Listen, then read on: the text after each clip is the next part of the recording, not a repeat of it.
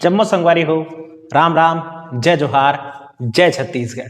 मोर नाम शेखर है। मैं नॉलेज हब कोचिंग संचालित करता हूँ रायगढ़ छत्तीसगढ़ में, आपके अपन प्रदेश छत्तीसगढ़ में।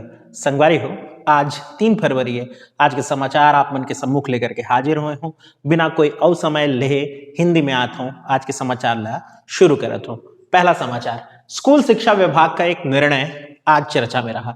बहुत सारे लोग इस पर अलग अलग राय दे रहे हैं। बहरहाल न्यूज क्या है पहले वो बताता हूं। स्कूल शिक्षा विभाग ने अभी हाल में ही एक फैसला लिया है, एक आदेश जारी किया है कि ऐसे सभी शैक्षणिक परिसर जिनके आसपास धूम्रपान संबंधी कोई भी प्रोडक्ट बिकते हों, उन सभी केंद्र को जहां वो बिकते हैं, यानी पान ठेला हो गया या कोई दुकान, उन सबको कम से कम 100 गज की दूरी पर किया जाए शैक्षणिक परिसर से।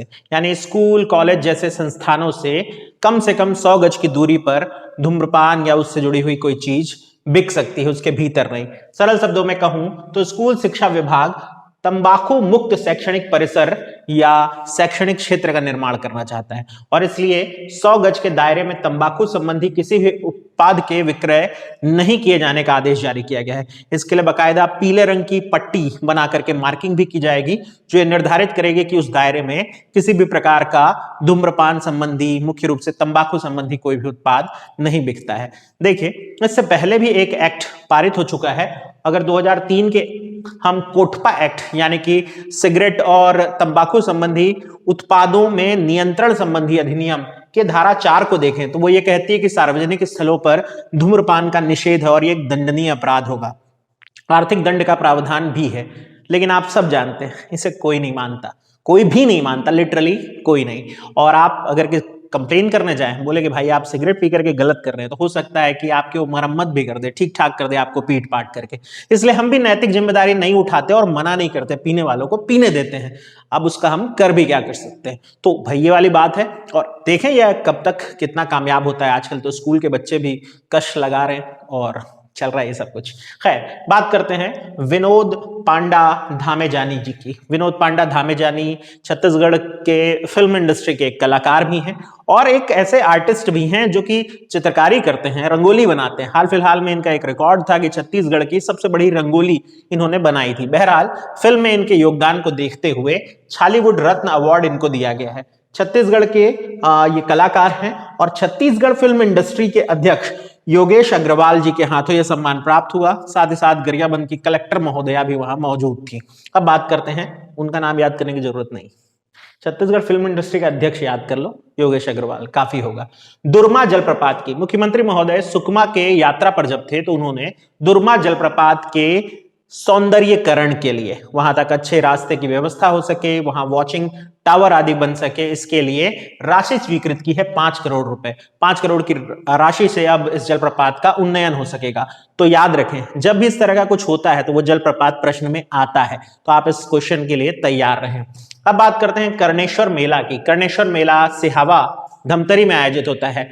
नगरी धमतरी जो क्षेत्र है, नगरी सिहावा क्षेत्र, वहां आयोजित होने वाला ये एक बहुत खूबसूरत मेला होता है। माघ पूर्णिमा के अवसर पर आयोजित होता है, 5 दिन तक चलता है। इस बार ये मेला 26 फरवरी से आने वाले जो 5 दिन होंगे तब तक चलेगा। इसके लिए तैयारियां शुरू हो गई हैं। ध्यान रखेंगे, कर्णेश्वर मेला जो है वो भगवान शंकर जी को समर्पित है। फिर बात करेंगे नगधा ग्राम की। देखिए, छत्तीसगढ़ में हमर चिरई हमर चिन्हारी नाम का एक योजना भी बनाया गया। छत्तीसगढ़ का पहला पक्षी महोत्सव भी हुआ, जिसके बारे में हमने पढ़ा कि गिधवा परसदा पक्षी महोत्सव, जिला पढ़ा बेमेतरा।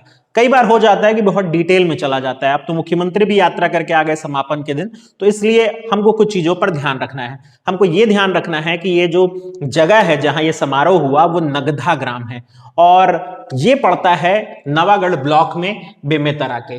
तो वहां जब मुख्यमंत्री पहुंचे तो उन्होंने एक अनाउंसमेंट की है, जो काम की है, पक्षी जागरूकता और प्रशिक्षण केंद्र। छत्तीसगढ़ का संभवतः ये पहला इस तरह का केंद्र है, पक्षी जागरूकता और प्रशिक्षण केंद्र नगधा और उस आसपास के क्षेत्र में स्थापित किया जाएगा। ये अनाउंसमेंट मुख्यमंत्री जी ने की है। इसके अलावा अगर देखें तो एक और अनाउंसमेंट थी जो काम की है। छत्तीसगढ़ राज्य जैव विविधता बोर्ड को अब छत्तीसगढ़ राज्य के ऐसे सभी वेट लैंड यानी कि वो सभी स्थान जहां प्रवासी पक्षी आ सकते हैं, जहां आमतौर पर पानी का जमावड़ा रहता है, भरा रहता है, ऐसे सभी वेटलैंड को चिन्हित करके उनके संरक्षण करने का प्रस्ताव दे दिया है। फिर बात करेंगे सिरपुर महोत्सव की। सिरपुर महोत्सव जिला महासमुंद में आयोजित होता है।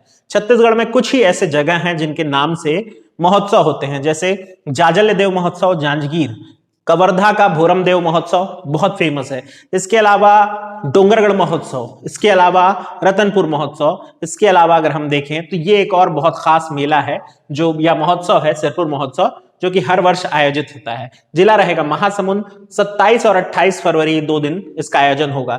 आपके आसपास बहुत सारी चीजें हो रही है, अगर आपके पास समय है तो आप यहां जा करके अवलोकन कर सकते हैं। बेहद खूबसूरत जगह है और पुरातात्विक महत्व का एक बेहद खूबसूरत स्थान है सिरपुर। फिर हम बात करेंगे बस्तर।